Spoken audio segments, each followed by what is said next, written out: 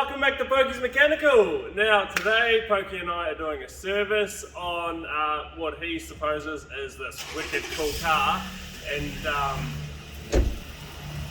that's a Corolla. Oh, little does he know. You've got some lessons to learn. Does that look like a Corolla badge? I mean, it looks like a big boomerang. Look what's in here. Yeah, right. Bit more than a Corolla. Two GRFE. What we have right here to service today. Oh, look at this. Gee whiz. What we have here to service today is a Toyota Blade Master. This thing is absolute animal out of the factory. 3.5 litre V6, 6-speed flappy paddle change gearbox. Apparently it's a rocket ship, and the customer said on the test drive, give it a bit of stick. So we're going to go and take this for a test drive, then we'll back it in and we'll get stuck into doing a service. Let's go. Oh, gee, even jumping in this thing, the seats are awesome. Oh, look at the They're dash. super comfy. OG legit. Wow. Let's go and test this thing out. Right near the where the workshop is, there's a really nice section of road that's just going up a hill, like a bit of a hill climb, twisty road. Give it a little bit of stick up there and see how it handles. Right, she's on. Put the foot down. Let's go. Jeez. Wow. Only disappointment is it's not a stick shift manual, it is automatic. You can put it in a sports mode and use the flappy paddles. I'll give it a go. He told me to test it out, so thanks to the customer for being such a generous owner of letting us do this with his car and trusting us. He knows I can drive. It has got some power. And for a Corolla, like I am pushing up here. Oh, imagine it with a turbo. dude, this thing boogies. Yeah. Traction control's kicking in there a little bit. It fully puts you in the seat and all. Yeah, this is pretty cool. Yeah, I take back what I said. It's not a Corolla. That's not a Corolla, that's a weapon. First time I've ever seen one. Yeah, I'm pretty impressed. Toyota did exceptionally well going, and you can just imagine the conversation. Put in a Corolla. You can't do that. Why not? All right, we'll give it a go. And oh, it was a silly idea, but it's a fantastic silly idea. Wow, that's a naughty little car. So now what have you got to say about this boring little Corolla, buddy? Okay. I'll admit, it's a bit more than a Corolla. That thing's boogies. Very cool little car. All right, let's get into maintaining a car, but a cool little car at the same time. But you're going to learn a lot about all the basics that are on nearly every car that we're going to go over. So get through our checklist and we'll get it set up. Alright, now the first thing we're going to do is actually check all the exterior lights. I'm going to get Pokey on the inside, checking all the lights. Now these are a safety feature of the car, so we need to make sure that they are all operating so that we can light up the road and we can see what we're doing at night time, as well as indicators and things to let everybody else on the road know what we're up to. Low beam, high beam, left indicator, right indicator. Make sure we're checking also the wing mirror indicators or the ones on the fenders if they do have them. Left indicator, right indicator, tail lights, reverse lights, brake. And when we're looking at that, we're making sure that we have all 3 brake lights, because there is also one in the back window.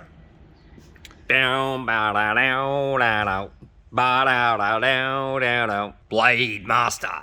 Make all my own tunes here at Pokey's. Now, a lot of glove boxes, they'll have just a click-off hinge like that, so a lot of them will actually just pop off, which this one did. And what I'm looking for is a cabin filter, which tends to be in behind the glove box. Now, we see this panel here, clip off, and here is what holds back all the dust, the dirt, the bugs, whatever that comes into the air, into the car. And this one looks Pretty clean. not bad. Yeah, it's been maintained. That's good. So that can go back and doesn't need to be replaced. And when you replace it, make sure you replace it with the correct airflow, because there is a direction if you have a look on the back with the arrow, because that's how the filter actually operates. And if you put it in backwards, then it's not doing what it's doing. It's not doing what it's supposed to do. That one. Okay, while he's in there pulling that apart, let's get in here and have a look under the engine cover. So this part of the service, we're just going to go through and check everything in the engine bay that we can visually inspect. So we've got level of the coolant. It is up to the full mark on that. So we'll just do a dip test on that in a second. So we'll get that open, let the pressure out. So what we've got here is coolant test strips. Now what we want to do is dip both those points into the coolant, and those colours will actually tell us a few. Right, now, what are they going to tell us? So we're going to match them onto this legend we have on the back. This is in the OK section, and that is its corrosive protection capabilities. And on this side is the antifreeze. Is English your first language? You'd think so. Freeze point, ball point. So that shows you how cold it can get and how hot it can get, and maintain its operation. Cool, so where is it at with the stick next to it? So it's in between there. Yep. So that's really, really good quality coolant. We don't need to worry about flushing or changing it. Sick. We'll do a test on the brake fluid as well. Check that the level is okay. It is a little bit below the max mark, but it's actually above the low mark, so that's okay. So now I want to check the health of the brake fluid, and that goes by a moisture percentage, and should it be in the range of 4%, that is not ideal at all. But to get in there, it's got a basket in, so I'm going to have to get the basket out and then we can dip it with the tester. I'll just make a note, I've put a rag here just in case to drop any brake fluid, because that brake fluid is incredibly corrosive and that will actually eat your paint should you get it on any of that. So I'll take my brake fluid tester, turn it on, chuck it in the stop juice, and here we are reading 1%, so that is still okay. And all it'll need will just be a bit of a top up is all. Sweet. In each service, we checked a spark plug in the car. This gives you an indication of a couple of things: how the engine's running, the condition of the spark plug, and also if it's a twin cam head setup like this, the rocker cover gasket will have a seal here, and it's an indication if that seal's leaking, because you'll have oil on your coil when you pull it out. Yeah, that's let go. Wow, that's got a long thread on it. Okay, so when we're looking at a spark plug, let's get a bit of light on here. This is brand new. The color of it is really good. It's running pretty well. It is a little bit on the lighter side, but it has got a light tinge of brown, and that looks really good. I am a little bit concerned of why there's so much oil built up on the actual thread of the spark plug itself. That may have been inserted previous to us with oil on the thread for some reason. Now, another underestimated safety feature is your windscreen washers. So we're actually going to top up the windshield washer bottle. The last thing that you want is to come over the hill, you know, the sun hits your eyes and your windshield's all dusty and all that, and you can't see anything. While we're at it, we'll check the sprayers. Will help if we put the bonnet down. Take two. Make sure your washer jets are actually hitting the windscreen, and also that your wipers are wiping all of it off and not leaving any streaks. Alright, so we're doing the battery test now, and I understand most people won't have one of these, but most auto parts stores would, or your mechanic. So we're going to check them and see where our battery is at. So that is healthy, and there is no need to replace that. Now we're going to check the air filter. Now they're just usually a number of clips on the sides, and we can lift that up enough. Now a lot of the time that'll free it up enough for you to get it out, but it looks like I'm going to have to undo this hose clamp to get the actual air box off. Alright, with that out of the way, pull your air filter out. We'll inspect that, and that is brand spanking new. And that's what we want to see. A lot of time you'll see bugs and things caught in it. That chokes your engine up and doesn't allow proper air to get into your car. Now at this point I would check the power steering fluid, the level and the health of it. Having a look through the engine bay, I'm not seeing a power steering. Doofus. Oh, sorry, you're busy. Shut your face. I've got drill work to do over here. I'm actually doing drill work. Look at the head on it.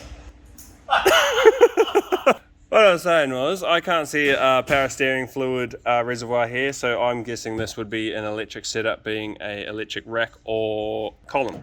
Alright, so that's all the parts that we can do on the top side. So we're going to chuck the air up, so we're going to chuck the car up in the air, and then we'll have a look underneath. Now we understand that you probably don't have a hoist at home, but just for the ease of the video, we'll be using this.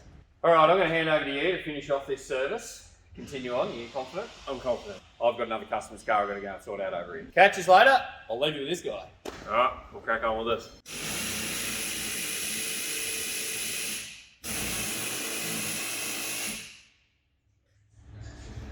Alright, So what we're looking for here is we're going to grab the tyre and rock it from top to bottom, and that is us checking for play in the wheel bearing. If there is, you will feel a sort of tunk, tunk, tunk sort of thing.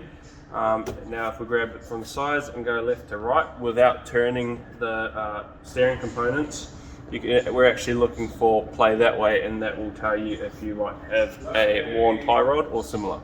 That one has done, move on. Wheels off.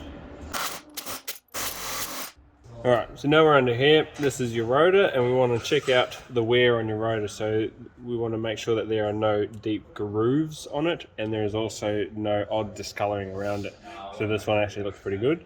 The second thing will be the brake pads and your caliper. So for an example of what you're looking at, this is a brake shoe, and this is the material that will hit the rotor. Now on most of them, they will have this, which we call a squeal indicator, and that will actually screech when you hit the brakes if your pad material is too low. So when we're actually looking for how much it's worn, it's this. If you get down to the backing plate here, that will be metal on metal, and that does not work very well as a brake. So taking a look in here, we can check out how much material we have left on our brake pad, and you want to check how much you have on the other side. Now what you can do is actually look through here, and you'll be able to see how much material you have on your other brake pad as well. Now, while we've got our head in the wheel well, we want to have a look at the dust boot for the strut. So this one is absolutely shredded. Now what that's going to do is allow dust in here, and there is a rubber seal in here on your strut, and should that get worn, it's going to leak all your shock absorbers fluid out, and it'll end up blowing.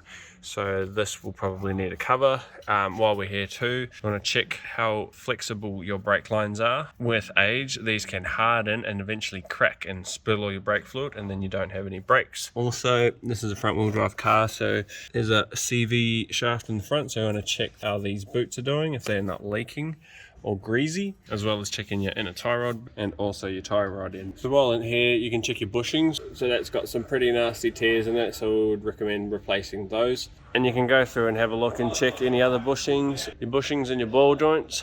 Now we are going to empty the engine oil. We grab the appropriate socket for our sump plug, loosen that off. Now I'm going to try and do this without getting too much oil all over me. What you want to do is keep pressure against it as you wind it out until you can feel the thread is all the way out. Make sure you have something to catch your oil underneath it.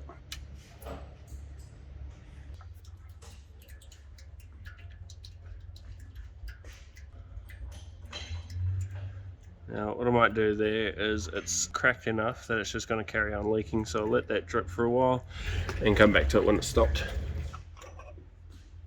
That's out, we'll let that drain out, and we'll replace the cartridge in that. Alright, new filter and O-ring in, we'll pop it back in. Now that that's finished draining, you can tighten your sump plug back up. So now we have gone under, we've checked the bushings, all the suspension, any leaks, check the exhaust, check all the hangers, any joins, any exhaust leaks. This one was all fine. At this point you'd also adjust the handbrake. But this one had a self-adjusting handbrake, so we didn't need to do that today. So moving forward, we could probably get the wheels back on, get the wheel nuts torqued to a proper specification, and get it back on the ground and fill the oil. All right, wheels are on. One thing we like to do is chuck a bit of tire shine on, just to make it look a bit nicer for the customer when they take it out. Look at that, shiny. Now we're back up top, we'll pop our oil cap off and we'll get ready to fill it up. You can look online to see what oil your motor requires and how much it needs. So this one needs 1040, and it is... Alright, I'm back, I've done that job, and I overheard what you were saying there. You can actually download the Penrite app yourself to have on your own phone. If you download the Penrite app, you can look up on the Penrite app, just type your rego in, and it'll tell you exactly what oil is required, and it'll also tell you the capacity for how much oil is required to go into it. And that's how I found it out. Yeah, it is. Alright, let's go. So how's he gone so far? Is he doing all right? Now, when you're thinking you're nearly full, what you want to do is actually check it and pull your dipstick out, wipe it as it's coming out. So these are the markings. They will be similar on most dipsticks, but you'll have a dot or a mark for the low point, that's toward the end of the stick, and one that's a little bit higher up, and that'll be your fill point. Put it back in and stick it all the way to the bottom, and then pull it back out. And we're going to have a look at the level there. So see, it's a slightly overfill. That's perfect, because what we're going to do now is start the motor, and that'll send the oil through the filter, the entire system, and that'll actually drop the level. So we'll start it up and check the level again. Don't forget to put your oil cap back before you start it up. So now we've started it, the oil's gone through the system. Now we want to just leave it for a few more seconds just to let all the oil settle back in the bottom of the pan. And we will check that again. And now looking at that, see, it's only down to halfway, so we'll top that back up. And then we talk to wheel nuts, and she's ready to roll. Engine cover back on as well. You did most of it. I had to go and work on other cars, so you did the outro. Alright, well, that was more or less a service. There are a couple more things that we do check, and things that we check that aren't on this vehicle. But more or less that's what we're going through for a general service, and bits and pieces that you could probably check yourself, and also some that you may need other tools. Cool car, service done. That's us. Yeah, that's us. Thanks for watching, guys. Cheers for staying this long into the video. Really appreciate it, and hope you may have learnt something on what you can check on your own vehicle as well, as you're maintaining it and making sure it's safe on the road. Stay tuned for more videos to come. Cheers. Make sure you hit the like and the subscribe, and you know what to do. Do the thing. That's it. See you on the next one. Catch ya. Bye.